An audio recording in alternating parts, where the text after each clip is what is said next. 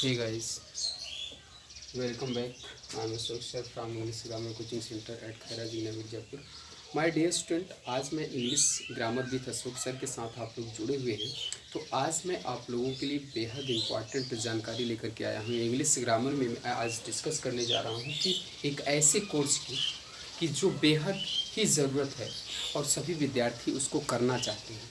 काफ़ी विद्यार्थी इंटर के बाद जब क्वालिफाई हो जाते हैं तो वो उनके मन में ये दुविधाएं रहती है कि मैं क्या करूं. वो चाहते हैं लेकिन अपने मनपसंद कोर्स को, मनपसंद सिलेबस को चूज नहीं कर पाते हैं. तो आज मैं उन्हीं के सिलेबस को कंप्लीट करने के लिए, आज मैं उन्हीं के सिलेबस को ध्यान में रखते हुए एक नए वीडियो को लेकर के आया हूँ और वो है एनडीए. एक ऐसा कोर्स है कि जिसको आप लोगों को करना पड़ेगा. आज मैंने कहा, यहाँ पर लिखा हूँ कि एनडीए क्या होता है. एनडीए से संबंधित आज मैं पूरी जानकारी दूंगा. एनडीए अगर आप करते हैं तो आप आर्मी में जा सकते हैं, नेवी में जा सकते हैं, एयरफोर्स में जा सकते हैं. यानी कहने का तात्पर्य मेरा ये है माय डियर स्टूडेंट, आप तीनों फोर्सेस में आप एनडीए करके क्वालिफाई कर सकते हैं, आप एनडीए की नौकरी कर सकते हैं. एनडीए में हाइट कितनी चाहिए ये आपको ज़रूरी है जानना. एज लिमिट कितनी चाहिए ये भी आपको ज़रूरी है. आज मैं सब सारी बातें करूँगा और इसमें क्या क्या सिलेबस होता है सारी डिस्कशन आज मैं आप लोगों से बात करूँगा माय डियर स्टूडेंट. इस पर हमने लिखा एनडीए. एनडीए का फुल फॉर्म होता है my dear student National Defence Academy, यानी राष्ट्रीय रक्षा अकादमी, राष्ट्रीय रक्षा अकादमी. अब यह यूपीएससी यानी यूनियन पब्लिक सर्विस कमीशन द्वारा एक वर्ष में 2 बार संचालित किया जाता है माय डियर स्टूडेंट. यह जो यूपीएससी के अंतर्गत 2 बार निकाला जाता है, साल में 2 बार एग्ज़ाम के लिए निकाला जाता है. और जो इस एग्ज़ाम को क्रैक करता है उसको अपने मनपसंद क्या कहते हैं कोर्सेज को चुन सकता है. तो देखो, हमने कहा कि यूपीएससी के अंतर्गत यानी यूनियन पब्लिक सर्विस कमीशन द्वारा एक वर्ष में 2 बार संचालित परीक्षा में उत्तीर्ण होना अनिवार्य है. अगर आप उत्तीर्ण होंगे तभी आपको नेवी में, तभी आपको आर्मी में, तभी आपको एयरफोर्स में आपको जाने की अनुमति मिल सकती है.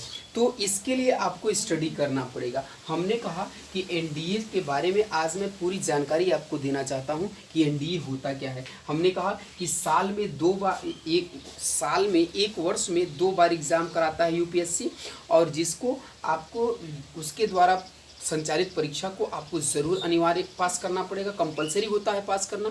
अगर आप उसको जब तक पास नहीं करेंगे तब तक आपको न तो आर्मी ज्वाइन कर सकते हैं, न तो नेवी ज्वाइन कर सकते हैं, न ही एयरफोर्स ज्वाइन कर सकते हैं. तो अब मैं इसमें बात करूँगा कि हाइट कितनी मांगता है, इसमें एज लिमिट कितना होता है और सिलेबस क्या क्या होते हैं, ये सारी डिस्कशन करेंगे. ऐसे ही आप बने रहिए और मैं आपको दिखाता हूँ कि किन किन चीज़ों का और क्या क्या ज़रूरतें हैं आपको इसमें एनडीए में जाने के लिए. तो एनडीए में जाने के लिए माय डियर स्टूडेंट सबसे पहले पॉइंट पे आपको दिखा दूँ, मैं बात कर दूँ कि एनडीए के लिए आपको ध्यान रखना होगा कि एसएसबी के द्वारा होने वाले साक्षात्कार में भी उत्तीर्ण होना पड़ता है. यानी एसएसबी होता है, एक एसएसबी आपको निकालना पड़ेगा.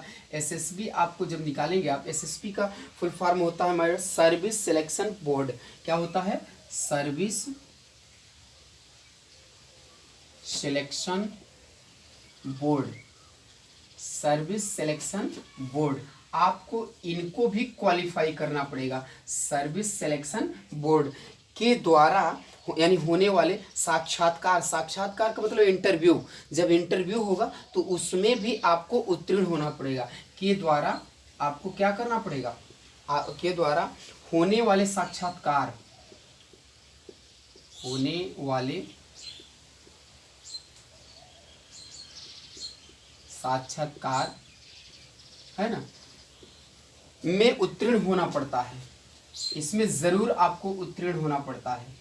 अगर आप उत्तीर्ण नहीं होंगे तो आपका सिलेक्शन नहीं हो पाएगा माय डियर स्टूडेंट. इतना ध्यान रखिए. एनडीए के बारे में अब आपको तो आज से कंफ्यूजन आउट हो जाएगा. अब आप दोबारा मुझसे पुटअप नहीं करेंगे सर एनडीए होता क्या है, एनडीए में क्या क्या सिलेबस चाहिए. अब एनडीए में माय डियर स्टूडेंट सबसे ध्यान रखना होगा कि एनडीए में जिसकी ज़रूरत है, क्या ज़रूरत है? एनडीए जो होता है only for unmarried male candidate के लिए होता है. किसमें? यानी यहाँ हम लिख दे रहे हैं ओनली फॉर अनमैरिड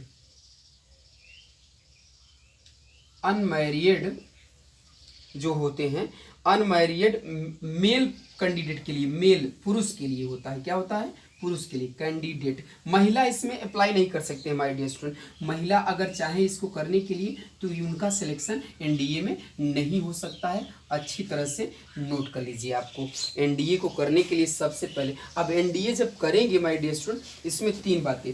अगर आप आर्मी के लिए कर रहे हैं, किसके लिए कर रहे हैं? आर्मी के लिए, तो याद रखिए ये 12 हूँ, 12 पास हूँ, या फिर 12 में 12 आप इक्विवेलेंट हो, 12 के समकक्ष हो, तब आप उसको अप्लाई कर सकते हैं। 12 या फिर 12 के इक्विवेलेंट हो। क्या हो? इक्विवेलेंट हो, यानी कि 12 के समकक्ष हो, तब आप इसको अप्लाई कर सकते हैं। क्लियर?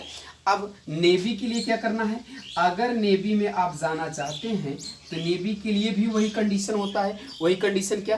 12 पास हो, 12 के साथ साथ, या फिर आप क्या कहते हैं, 12 के इक्विवेलेंट हो, यानी 12 के समकक्ष हो। इन इक्विवेलेंट का मतलब समकक्ष। विथ, और वो भी नेवी में क्या करना है? विथ मैथ, मैथ के साथ क्या हो? मैथ हो। इसमें मैथ अनिवार्य है, मैथ्स हो, मैथ्स के साथ साथ ध्यान रखिए एंड फिजिक्स की भी जानकारी हो इसमें, एंड फिजिक्स। अब फिजिक्स की भी जानकारी होनी चाहिए जब आप नेवी में जाना चाहते हैं तो। तीसरा पॉइंट क्या है? तीसरा पॉइंट है एयरफोर्स। अगर आप इसमें एयरफोर्स में जाना चाहते हैं तो एयरफोर्स आप एनडीए के अंतर्गत करना चाहते हैं, इसमें 12 तो होता ही है इक्विवेलेंट, 12 हो या 12 के समकक्ष हो, 12 पास हो या फिर 12 के समकक्ष हो, लेकिन मैथ और फिजिक्स इसमें भी अनिवार्य होता है। यानी कि 12th इक्विवेलेंट क्या होना चाहिए? 12, यानी कि 12th पास होना चाहिए। अब 12th के साथ साथ माय डियर स्टूडेंट विथ क्या होना चाहिए? ध्यान रखिए, विथ कह रहा है कि मैथ हो, और मैथ के साथ साथ मैथ्स एंड फिजिक्स, मैथ और फिजिक्स की अच्छी तरह से जानकारी हो, यानी आपको, आप एक्सपर्ट हो, मैथ की आपको अच्छी तरह से नॉलेज हो, और क्या कहते हैं, फिजिक्स की भी अच्छी तरह से नॉलेज हो। तो आपको तो सबसे पहले एसएसबी की सर्विस सिलेक्शन बोर्ड, यानी कि इसके द्वारा होने वाले साक्षात्कार इंटरव्यू में भी आप उत्तीर्ण होना पड़ता है, और साथ में एनडीए के लिए आप सिर्फ अनमैरिड मेल की ज़रूरत होती है। अनमैरिड यानी वह पुरुष जिसकी शादी न हुआ हो वही अप्लाई कर सकता है। अगर आप आर्मी में जाना चाहते हैं तो आर्मी के लिए या तो 12 पास हो या तो 12 इक्विवेलेंट हो, यानी कि 12 में पढ़ रहे हो, 12 आपका चल रहा हो कोर्स। और नेवी के लिए हो तो नेवी में क्या होता है? 12 या तो पास हो जाइए या फिर इक्विवेलेंट हो, और उसके साथ साथ मैथ की जानकारी हो और फिजिक्स की, तभी आप अप्लाई कर सकते हैं। साथ में माय डियर स्टूडेंट, अगर आप एयरफोर्स में जाना चाहते हैं तो 12 पास हो या फिर 12 समकक्ष हो, और उसमें भी आपको मैथ और फिजिक्स की अच्छी जानकारी हो, तभी आप एनडीए में जा सकते हैं, तभी आप एनडीए के फॉर्म को फिलअप कर सकते हैं। याद रहे, साल में 2 बार एनडीए के फॉर्म निकलता है, और कब कब निकलता है इसकी भी मैं जानकारी दे देता हूं। आई होप दैट आप इसको जरूर उतार लीजिए और कॉपी कलम लेकर के बैठिए और आप उतारिए। आज से एनडीए का कोई प्रश्न ही न रह सके कि आपको एनडीए आया नहीं। अब मैं बात कर रहा हूं यहाँ पर कि एनडीए के साथ साथ माय डियर स्टूडेंट, अब क्या कर रहा हूँ मैं कि इसमें जो कब कब निकलता है फॉर्म ये भी देख लिया जाए। यह जब फॉर्म निकलता है तो इसकी भी जानकारी होना जरूरी है आपके लिए। अब ध्यान रहे कि इसमें एज लिमिट जो होता है वो ध्यान रखना है सबसे पहले। क्या? एज लिमिट जो होगा उसको ध्यान रखो। एज लिमिट एनडीए पेपर के लिए आपको क्या होना चाहिए? एनडीए अगर पेपर दे रहे हैं तो एनडीए पेपर के लिए आपको क्या करना होगा, ये ध्यान रखिए। एनडीए पेपर के लिए आपकी उम्र 15.5 वर्ष हो। क्या हो? पेपर के लिए जो आपकी उम्र होगी कितना? 15.5 वर्ष। 15.5 वर्ष कम से कम, 15.5 वर्ष यानी कम से कम आपकी उम्र 15.5 वर्ष हो। और ध्यान रखिए उसके बाद वह अधिक से अधिक कितनी होनी चाहिए? वह अधिक अधिकतम कितना होना चाहिए, अधिकतम उम्र कितनी होनी चाहिए, अधिकतम उम्र होनी चाहिए 18.5 वर्ष। क्या होनी चाहिए, 18.5 वर्ष। ये आपकी उम्र एनडीए के लिए होनी चाहिए। तो एनडीए के लिए जो एज लिमिट होता है कितना का। अब ध्यान रखिए सिलेक्शन जो होता है, यहाँ पर ध्यान रखा सिलेक्शन। अब सिलेक्शन जो होता है इसको ध्यान रखना है कि सिलेक्शन जब होगा आपका तो देखिए विथ यानी रिटन एग्जाम होना चाहिए। और रिटन एग्जाम जो होगा क्या होना चाहिए, रिटन एग्जाम। अब रिटन एग्जाम में याद रहे कि एसएसबी आपको इंटरव्यू करेगा। एसएसबी यानी क्या करेगा, इंटरव्यू लेगा। क्या लेगा, इंटरव्यू एसएसबी लेगा। और इसके बाद माय डियर स्टूडेंट इंटरव्यू लेगा, फिर मेडिकल होगा, मेडिकल टेस्ट। फिर इसके बाद आपका क्या होगा, मेडिकल टेस्ट होगा। मेडिकल टेस्ट के बाद अब याद रहे कि मेडिकल टेस्ट होगा। फिर मेडिकल टेस्ट के बाद पूरी डॉक्यूमेंट लगेगी। क्या लगेगी, डॉक्यूमेंट लगेगी। और डॉक्यूमेंट के बाद ध्यान रखना कि डॉक्यूमेंट होगा और फिर मेरिट लिस्ट आपकी जाहिर होगी। क्या होगी, मेरिट लिस्ट। मेरिट लिस्ट में जब नाम आ जाएगा तभी आपका डॉक्यूमेंट मांगा जाएगा। और जब डॉक्यूमेंट वो क्या किया जाएगा, पहले डॉक्यूमेंट को और मेरिट लिस्ट को दोनों को वेरीफाइड किया जाएगा। क्या किया जाएगा, वेरीफाई किया जाएगा। अब वेरीफाइड जब होगा, वेरिफिकेशन हो जाएगा। वेरिफिकेशन जब होगा तभी आपको वहाँ पर जब आपको सही मिलेगा, सही पाए जाएंगे, तब आपका सिलेक्शन वहाँ किया जाएगा। अब राइटन एग्जाम जो होगा, रिटन जो एग्जाम होगा उसको देखना है कि रिटन एग्जाम में क्या क्या करना होगा। तो आई होप दैट पहले एज लिमिट एनडीए पेपर के लिए 15.5 वर्ष होना चाहिए कम से कम, और अधिकतम होनी चाहिए 18.5 वर्ष। और इस सिलेक्शन जब होगा पहला तो रिटन एग्जाम में होगा, एसएसबी आपको इंटरव्यू लेगा, फिर उसके बाद मेडिकल टेस्ट होगा, फिर डॉक्यूमेंट और मेरिट लिस्ट को वेरिफिकेशन किया जाएगा, उसके बाद आपका सिलेक्शन होगा।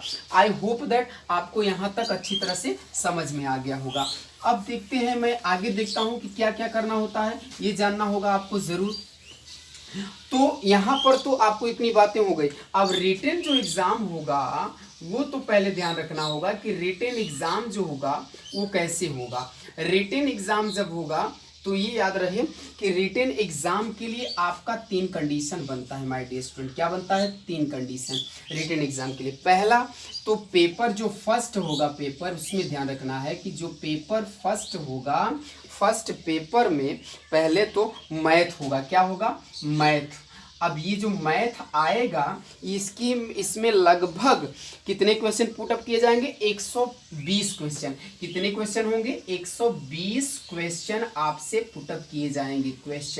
120 क्वेश्चन आपसे पुटअप किए जाएंगे फर्स्ट पेपर में मैथ का। इसके बाद और टाइम लिमिट जो होता है इसका जो समय होता है, टाइम लिमिट जो होता है आपका 2 घंटे यानी 2.5 घंटे का आपका ये समय होगा। और मार्क्स कितने का होगा ये जान लीजिए, आवर्स। मार्क जो इसका होगा, इसका मार्क्स होता है माय डियर स्टूडेंट 300 मार्क्स। इसका 300 अंक का पूर्णांक होता है। और इसके बाद जो सेकंड पेपर होता है, जो सेकंड पेपर नंबर सेकंड, जब सेकंड पेपर होता है तो याद रहे कि सेकंड पेपर के लिए क्या करना पड़ता है कि जनरल एबिलिटी होनी चाहिए। जनरल एबिलिटी टेस्ट होगा पहले। क्या होगा, general ability test. General ability test होगा। जनरल एबिलिटी टेस्ट में आपका लिया जाएगा, जिसका आपका समय क्या होगा, टाइम इसका भी वही 2.5 घंटे का होगा। कितना, 2 घंटे 30 मिनट की, 2 घंटे 30 मिनट का यहाँ पे भी समय आपको दिया जाएगा। इसके बाद ध्यान रखना होगा कि 2 घंटे 30 मिनट के साथ साथ इसका जो मार्क्स होगा माय डियर स्टूडेंट, इसका मार्क्स लगभग 600 का होगा। कितना होगा, 600 का। अब साथ में ध्यान रखना होगा कि जब पार्ट होगा, इसी सेकंड पेपर का पार्ट होता है। क्या होता है, पार्ट होता है। और वो पार्ट जब होगा कौन सा, यानी कि पार्ट ए और पार्ट बी होगा। पार्ट ए में जो आपसे पूछा जाता है वो इंग्लिश होता है। क्या होता है, इंग्लिश होता है। पार्ट ए में जो आपसे जब सेकंड पेपर होगा तो पार्ट ए में आपसे इंग्लिश पूछा जाएगा और इंग्लिश जो पुटअप किया जाएगा।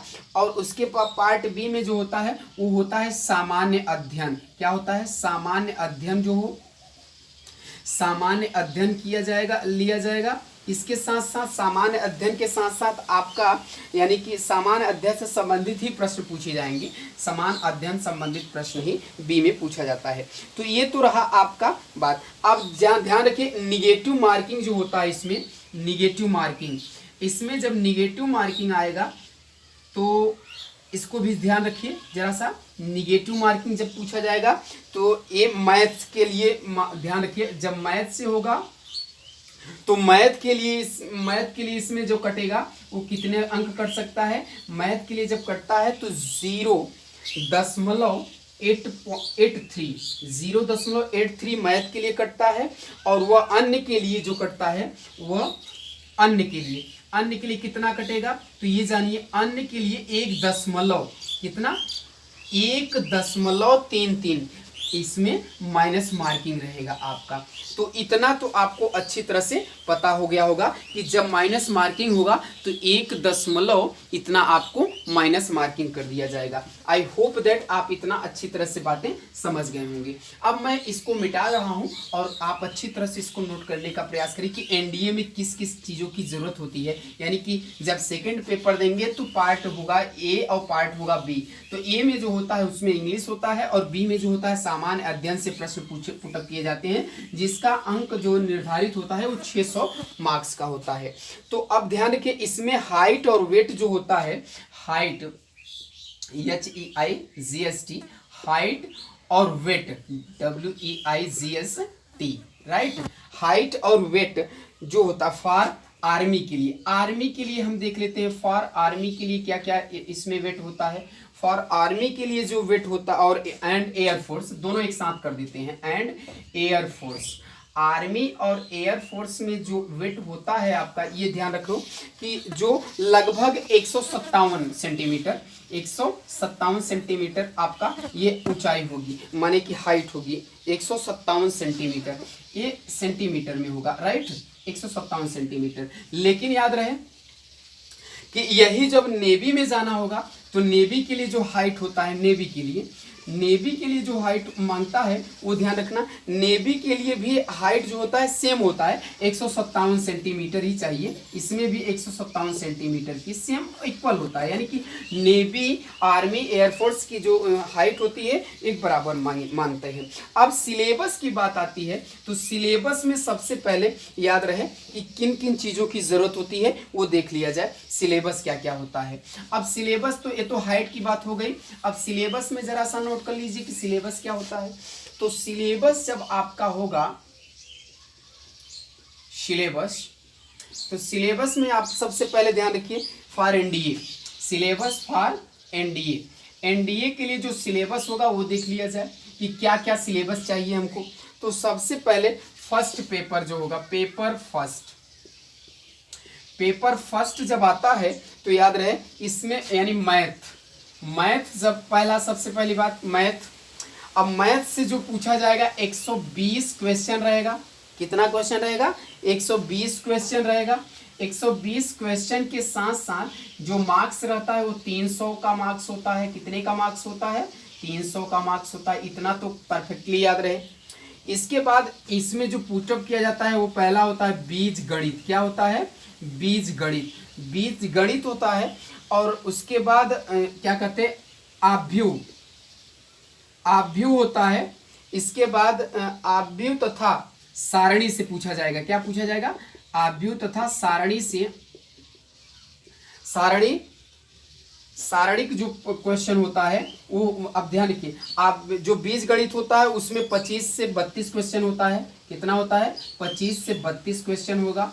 अब ध्यान रखना है कि 25 से 32 क्वेश्चन। और ये क्या कहते हैं, आव्यूह तथा सारणिक जो होता है इसमें भी 3 से 12 क्वेश्चन होते हैं। कितने होते हैं? 3 से 12 क्वेश्चन पुटअप किए जाते हैं। इसी के साथ साथ ध्यान रखना है कि जो होता है त्रिकोणमिति। क्या होता है? त्रिकोणमिति। और त्रिकोणमिति जो होता है, त्रिकोणमिति, इसमें से जो प्रश्न पुटअप किया जाता है त्रिकोणमिति, इसमें जो प्रश्न पुटअप 15 से 20 क्वेश्चन पुटअप किया जाता है। 15 से 20 क्वेश्चन इसमें होता है। अब याद रहे कि अवकलन जो होता है वो कितना होता है? अवकलन गणित में जब पूछता है तो वो अवकलन गणित जब होता है तो इसमें से प्रश्न पुटअप करता है 20 से 25 क्वेश्चन। क्या करता है? 20 से 25 क्वेश्चन आपसे पुटअप किया जाएगा। इतना तो याद रहे, 20 से 25 क्वेश्चन। इसी के साथ 2-3 दिशाओं की विश्लेषक ज्यामिति पुटअप किया जाता है। तो इतना तो आप उतार लिए होंगे और हम आगे चलते हैं और देखते हैं क्या क्या इसमें पुटअप किया जाता है। इसको अच्छी तरह से आप नोट कर लीजिए। सारी सिलेबस की हम बात कर लेते हैं कि और क्या क्या पूछा पुटअप करेगा, तो अच्छी तरह से आप लोग इसको नोट कर लेंगे। अब मैंने कहा कि दो या 3 दिशाओं से याद रहे दिशाओं को विश्लेषक ज्यामिति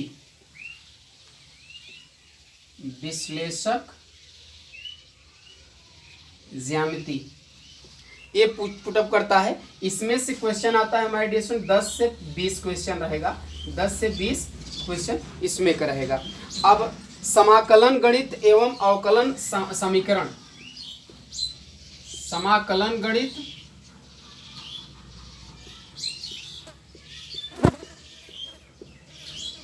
एवं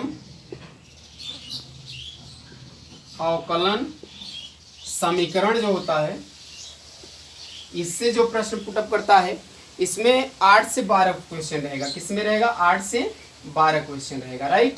अब याद रहे सदिश बीजगणित जो होता है, सदिश बीजगणित, राइट। सदिश बीजगणित से जो क्वेश्चन पुटअप करता है वो होता है आपका यानी कि 6 से 10 क्वेश्चन। क्या होता है? 6 से 10 क्वेश्चन आपको यहाँ से पुटअप करेगा। इसी के अनुसार सांख्यिकी तथा प्रायिकता,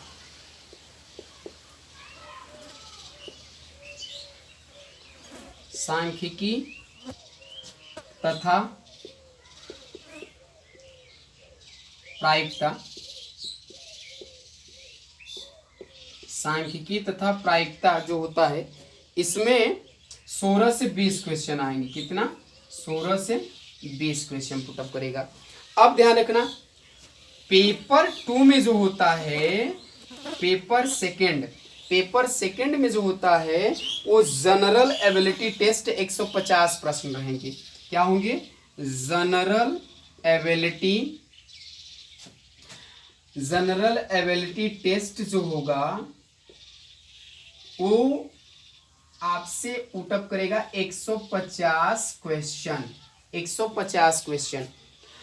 और पार्ट ए में जो आएगा, ये ध्यान रखना है कि पार्ट ए में इंग्लिश होगा। तो पार्ट ए में जब इंग्लिश होगा तो इसमें जो है 50 क्वेश्चन इंग्लिश का रहेगा, जो कि ये 50 क्वेश्चन इंग्लिश का तो रहेगा ही, साथ में याद रखना है कि 50 क्वेश्चन के साथ ये 200 मार्क्स का होगा। कितने मार्क्स का होगा इंग्लिश? 200 मार्क्स का आता है एनडीए में जो अंग्रेजी रहेगा पार्ट ए में वो 200 अंक का आता है। अब पार्ट बी की हम इसी की बात करते हैं ताकि आपको अच्छी तरह से समझ में आ सके और आप इसको अच्छी तरह से उतार लें। तो पार्ट बी की मैं बात कर लूँ तो इसमें पार्ट बी में क्या लगता है ये भी ध्यान रखिए। सेकेंड पेपर में पार्ट बी जो होता है वो होता है आपका, यहाँ पर एकदम आसानी से इत्मीनान से उतारिए, जल्दबाजी नहीं, ताकि आपको अच्छी तरह से समझ में आ जाए। पार्ट बी में जब आएगा जो सिलेबस, उसको ध्यान रखिए। पहला तो आपका सामान्य अध्ययन रहेगा। क्या रहेगा? सामान्य अध्ययन जो होता है ये आपका 100 क्वेश्चन रहेगा। कितना क्वेश्चन रहेगा? 100। कितने मार्क्स का होगा? 400 मार्क्स का होगा। तो ये तो ध्यान रखना होगा कि सामान्य अध्ययन से क्वेश्चन पुटअप करेगा जो 400 मार्क्स का होगा। भौतिक विज्ञान जो होता है, भौतिक विज्ञान, ये भौतिक विज्ञान जो पुटअप करेगा, इसके साथ साथ रसायन विज्ञान पुटअप करेगा। रसायन विज्ञान से क्वेश्चन आएगा। इसके साथ साथ आप ध्यान रखिए जीव विज्ञान से क्वेश्चन आएगा। क्या आएगा? जीव विज्ञान से क्वेश्चन आएगा। इसके साथ साथ ध्यान रखिए इतिहास से प्रश्न आएगा। इतिहास से प्रश्न आएगा। इसके साथ साथ ध्यान रखिए भूगोल से यानी जियोग्राफी से क्वेश्चन आएगा, भूगोल से प्रश्न पुटअप करेगा।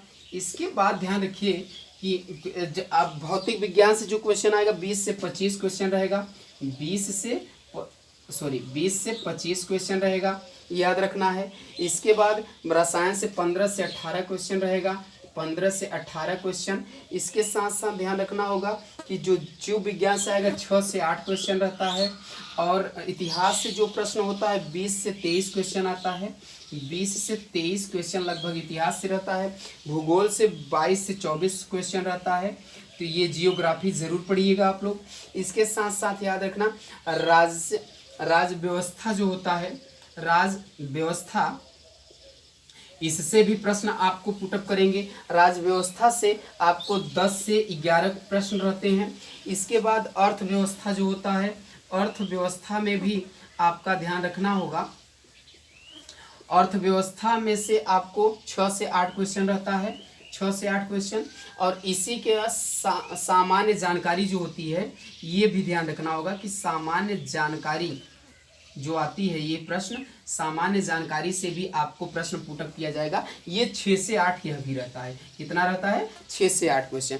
तो टोटल इस प्रकार का आपके एनडीए में सिलेबस होता है माय डियर स्टूडेंट। तो इतने आपको सिलेबस की तैयारी करनी होगी, तब जाकर कहीं आपको एनडीए का आप पेपर क्रैक कर पाएंगे। तो क्रैक करने के लिए आज से ही जुड़ जाइए आप अशोक सर के चैनल पर, और आप एनडीए अगर निकालना चाहते हैं तो बिना देर किए हुए आज ही आप अपने यूट्यूब चैनल पर आप English grammar with Ashok sir डालिए और सब्सक्राइब करिए, लाइक करिए, बेल आइकन को जरूर दबाइए, ताकि आपको ऐसे ही हमारे नए नए वीडियो मिलता रहे। और आप एनडीए तो क्या, आप जो भी कोर्स करना चाहते हैं आप उसको क्रैक कर पाएंगे, अगर आपको अंग्रेजी अच्छी तरह से जानकारी हुई है तो आज के लिए एनडीए क्या है इसकी मैंने पूरी जानकारी दे दिया कि एनडीए में क्या क्या आते हैं, वो सारी चीज़ें आपको मैंने लिख कर बता दिया कि ताकि आप लोगों का आप कभी भविष्य में कंफ्यूजन न हो। याद रहे कि यह साल में 2 बार आता है, और कब आता है यह भी ध्यान रखिए कि मैंने इसको नहीं बताया ज़रा सा। साल में ये 2 बार आता है, और ये रहता है, ध्यान रखना है कि ये तो दिसंबर और जनवरी के महीने में निकलता है, और एग्ज़ाम अप्रैल में किया जाता है। लेकिन एनडीए का जो सेकंड फॉर्म निकलता है वो जून और जुलाई महीने में निकलता है। एग्ज़ाम इसका जो होता है सितंबर और अक्टूबर में होता है। तो इस बार कोरोना काल के कारण, लॉकडाउन के कारण आपका पेपर तो यानी कि क्या कहते हैं सितंबर अक्टूबर में नहीं हो सकता है तो आपका नवंबर में भी हो सकता है, लेकिन तैयारी करते रहिए, बेवजह बैठिए ना। तो हमने कहा कि ये पेपर कब कब निकलते हैं अच्छी तरह से आपको समझ में आ गया होगा। तो thank you, best of luck, thank you for watching my video.